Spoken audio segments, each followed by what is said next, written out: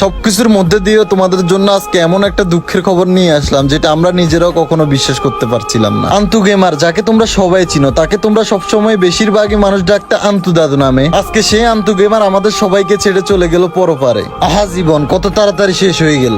আমি আমার ফেসবুক পেজে যখন এই বিষয়টা পোস্ট করলাম, অনেকে আমাকে বলতেছে এটা মিথ্যা কথা, আবার অনেকে বলতেছে কিভাবে মারা গেছে উনি। যে বিষয়টা আমাদের ফ্রি ফায়ার কমিউনিটির কেউই জানতো না, সেই বিষয়টা আমি হুট করে কিভাবে জানলাম। আন্তু ভাইয়ের সাথে আমার ফেসবুকে অ্যাড ছিল, যার কারণে উনি ফেসবুকে এমন একটা পোস্ট দেয় যেটা আমি দেখে অবাক হয়ে যাই। আর সেই পোস্টটাতে উনি বলেছেন, আই লাভ ইউ প্রেম, আমি এক নারীতে আসক্ত, দ্বিতীয় নারীতে নয়। আমি দ্বিতীয় নারীর কথা কল্পনা করতে পারছি না। বিয়ের আগে আমি কোনো মেয়ের সাথে প্রেম করি নাই। তুমি আমার জীবনে প্রথম প্রেমিকা এবং তুমি বিয়ের আগে আমার কাছে সব স্বীকার করেছিলে। তোমার রিলেশন আছে, তুমি নিজে বলেছিলে। আমি তোমাকে ছাড়া কিছুই চাই না। নিজের ইচ্ছায় বিয়ে করলে, নিজের ইচ্ছায় সংসার করলে, কেন তুমি আজকে মাঝপথে আমাকে ছেড়ে চলে গেলে? নিজের স্বার্থের জন্য আমার জীবন কেন নষ্ট করলে? তুমি জানো আমি কিরকম তোমায় ভালোবেসেছি। এখানে অনেক বড় একটা পোস্ট উনি ওনার ফেসবুকে করেছিল, যেটা তোমরা চাইলে ওনার ফেসবুক আইডিতে গিয়ে দেখে আসতে পারো। আসলে মূল কথাটা আমি তোমাদেরকে ছোট করেই বলে দিই। উনি অনেকদিন আগে দেখলাম বিয়ে করেছে এবং উনি ওনার ফেসবুকে এটা আপলোড করেছিল যে উনি বিয়ে করেছেন। আর ওনাদের সংসার জীবন দেখতেছিলাম যে ভালোই চলতেছিল, কিন্তু হুট করে এমন কি হলো যে ওনাকে আত্মহত্যা করতে হলো। আসল ঘটনাটা হচ্ছে ওনার স্ত্রী ওনাকে রেখে চলে গেছেন, আর উনি কখনো ওনার স্ত্রীকে ভুলতে পারছিল না, যার কারণে উনি এগুলা সহ্য না করতে পেরে আত্মহত্যা করেছেন। আমি যখনই ওনার ফেসবুক পোস্টের এই লাইনটা দেখলাম, তখন আমি নিজে অবাক হয়ে গেছিলাম। উনি লিখেছেন যে আমি এতদিন পরে কেন চলে যাচ্ছি, তোমাকে বলার অনেক চেষ্টা করেছি আর পারলাম না প্রিমা। এই লাইনটা যখনই আমি দেখেছি তখনই আমার মাথায় খটকা আসে, উনি কি খারাপ কিছু করে নাই তো? তাই আমি তাড়াতাড়ি করে ওনার ফেসবুক পোস্টটা স্ক্রিনশট নিয়ে আমাদের পার্টনারের গ্রুপে দিয়ে দিই আর মেসেজে বলি উনি খারাপ কিছু করে নাই তো। আবার গ্রুপে যখন দেখলাম যে কারো কোনো সাড়া শব্দ নেই, তাই আমি তাড়াতাড়ি করে ডিরেক্ট ওনার হোয়াটসঅ্যাপ নাম্বারে কল দিই। কিন্তু যখনই কলটা রিসিভ হয় তখন দেখি যে উনি নাই, ওনার জায়গায় একজন মহিলা কথা বলতেছেন, আর উনি চিটাগং এর ভাষায় কথা বলতেছিল, যার কারণে আমি ঠিক মতো কথাগুলো বুঝতে পারছিলাম না। তাই আমি ওনাকে আমার পরিচয় দিই যে আমি আন্তু ভাইয়ের একজন পার্টনারের মানুষ ফ্রি ফায়ারের, উনি কি আছে, ওনাকে কলটা দেয়া যাবে? তখনই উনি চিটাঙ্গা ভাষায় বলে যে আন্তু মারা গিয়ে, মানে আন্তু ভাই মারা গেছে। আর এই কথা শোনার পর তো মানে আমি একদম পুরোপুরি ভাবে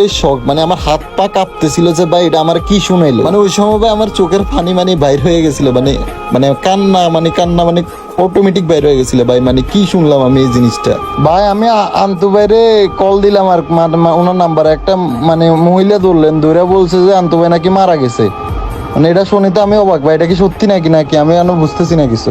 মানে একজন মহিলা দৌড়া বলতেছে কে, আমি বললাম যে আমি মানে ফ্রি ফায়ার পার্টনার একজন, বলতেছি উনি কি আছে, বলতেছে উনি নাকি মারা গেছে। তারপর আমি কিছু না করতে পেরে ডিরেক্ট আজিম ভাইকে কল দিই, আর আজিম ভাই কথা শোনার পরে তো পুরোপুরি ভাবে অবাক। আর আজিম ভাইকে ফুল বিষয়টা ক্লিয়ার করার পরে আমি কল দিই বাংলাদেশ টপ ওয়ান, মানে তোমাদের রাত ভাইয়ের কাছে। সবাই আমার মুখে এই বিষয়টা শুনে ওনারাও সবাই অবাক যে কি থেকে কি হয়ে গেল। ধীরে ধীরে সবাই শুনতে পারে এই বিষয়টা, এবং কি ফাইনালি আমরা সবাই শিওর হয়ে যে আন্তু ভাই মারা গেছে। মানুষ মরণশীল, মানুষকে একদিন না একদিন তো মরতে হবে, কিন্তু ওনার মৃত্যুটা তো অবশ্যই মেনে নেওয়ার মতো না। 18 ঘন্টা আগে উনি ওনার ফেসবুক পেজে পোস্ট করেছেন আগামীকাল থেকে লাইভে, আর এখন মানুষটা নাকি মারা গেছে, মানে যেটা কখনোই বিশ্বাস করার মতো না, একটা অকল্পনীয় বিষয়। মানুষ বড় হোক ছোট হোক, কার কোন সময় মরণ এসে যায় তার কোনো ঠিক ঠিকানা নেই। আমার এখনো বিশ্বাস হয় না যে আন্তু ভাই আমাদের মাঝে আর নাই। সত্যি বলতে আমরা সবাই আপনাকে অনেক মিস করবো ভাই।